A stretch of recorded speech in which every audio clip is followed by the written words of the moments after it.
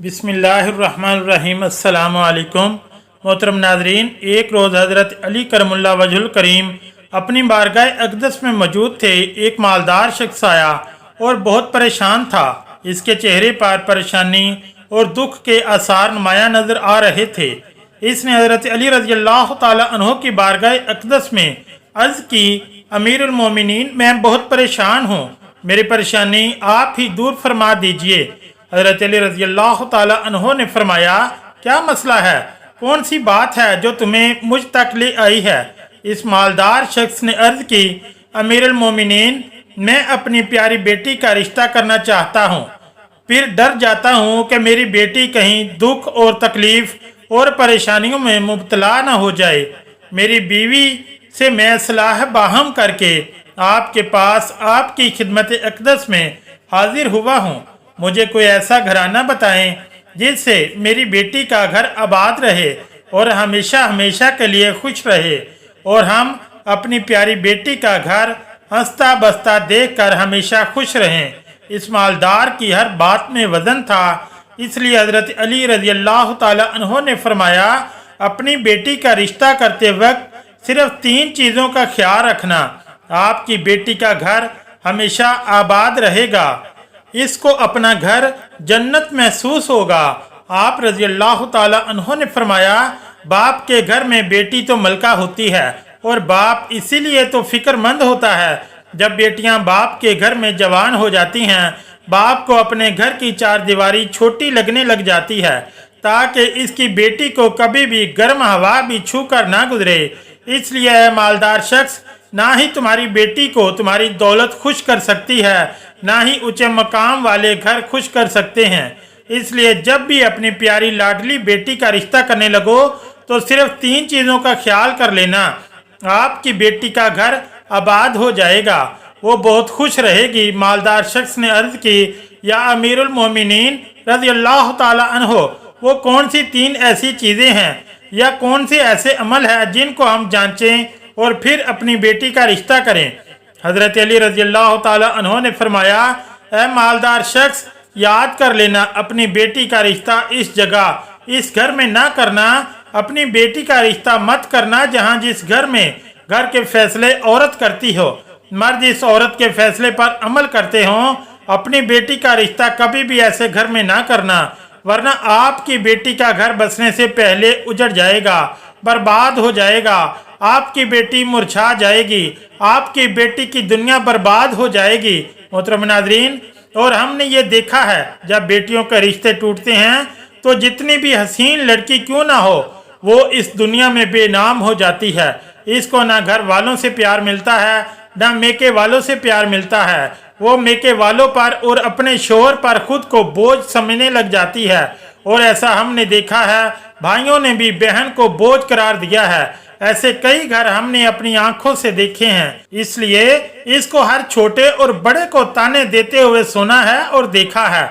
ना इस बच्ची को दिन को सुकून होता है, ना रात को राहत की नींद आती है।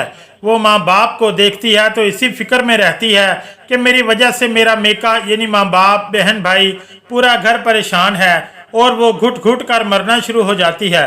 आखिरकार थक हार कर या तो वो अपने शोहर को अपना लेती है और इसके शोहर के जुल्म सितम को, इसके तानों को गहना बनाकर पहन लेती है, या फिर अपनी ज़िंदगी से रूठ कर बीमार पड़ जाती है। इसलिए मालदार शख्स, इस घर में अपनी बेटी का रिश्ता कभी ना करना जिस घर के फैसले औरत करती हो। नंबर 2, हज़रत अली रज़ियल्लाहु ताला अन्हो ने फरमाया, ए मालदार शख्स, कभी भी अपनी बेटी का रिश्ता इस घर में ना करना। इस घर में मत करना जहाँ औरतों की इज्जत ना होती हो, जहाँ सिर्फ मर्द ही हुक्मरानी करता हो। वहाँ अपनी बेटी का रिश्ता ना करना, वरना तुम्हारी बेटी का घर बसने से पहले उजड़ जाएगा। मोहतरम नाज़रीन, हमने अपने इर्द गिर्द या कहीं ना कहीं ज़रूर देखा और सुना है, ऐसे घर भी हैं जो औरत को अपनी जूती की नोक पर रखते हैं। हालांकि अल्लाह ताला के प्यारे नबी, हमारे प्यारे नबी हज़रत मोहम्मद सल्लल्लाहु अलैहि वसल्लम ने हुक्म फरमाया कि जैसा तुम खाओ अपनी बीवी को वैसा ही खिलाओ, जैसा तुम पहनो वैसा ही अपनी बीवी को पहनाओ। लेकिन ऐसे घर भी हैं जो सिर्फ खुद को अव्वल समझते हैं और अपनी बीवी को खातिर खा में नहीं लाते। ऐसे शख्स भी हैं जो अपनी बीवी को जुल्म सितम करके خوش ہوتے ہیں اور کہتے ہیں ہم نے اپنی برادری میں اپنا نام اونچا کر لیا ہے کہ وہ بھول میں ہیں، وہ اپنا نقصان کر رہے ہیں، کیونکہ میرے حضور اقدس صلی اللہ علیہ وسلم کی سنت پر وہ عمل پیرا نہیں ہوئے، وہ اپنے لیے عذابوں کا گڑھا کھود رہے ہیں۔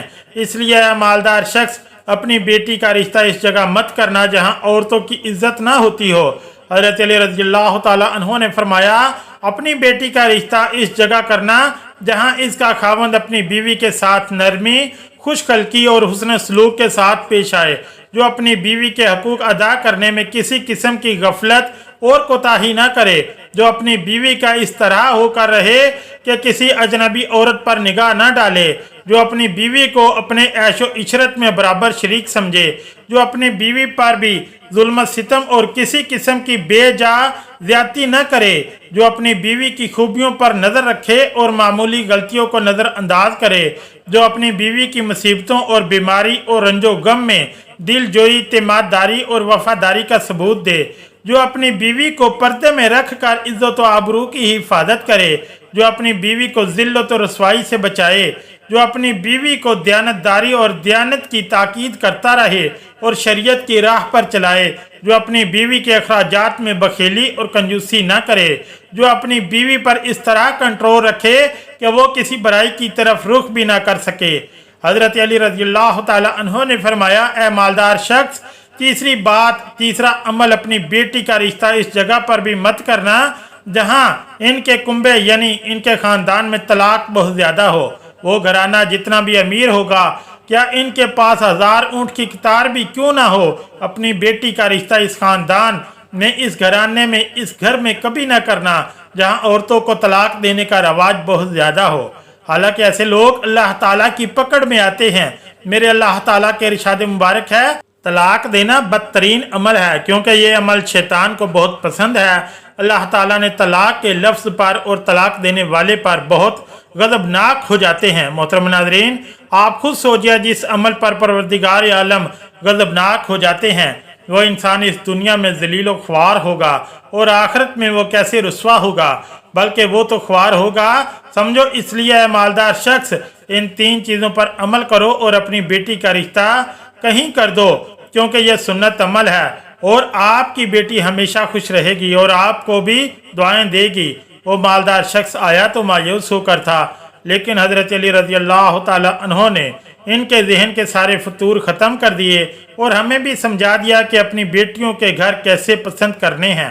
ہماری اللہ تعالیٰ سے عاجزانہ دعا ہے، میری تمام بہنیں اور بیٹیوں کو اللہ تعالیٰ ان کے گھروں میں عزت والی زندگی عطا فرمائے اور ہمیشہ ہمیشہ ہمیشہ کے لیے ان کے سروں پر اپنی رحمت کا سایہ برقرار رکھے اور خوش رہیں۔ اللہ رب العزت ہم سب مسلمانوں کو اپنے حفظ و امان میں رکھے، آمین یا رب العالمین۔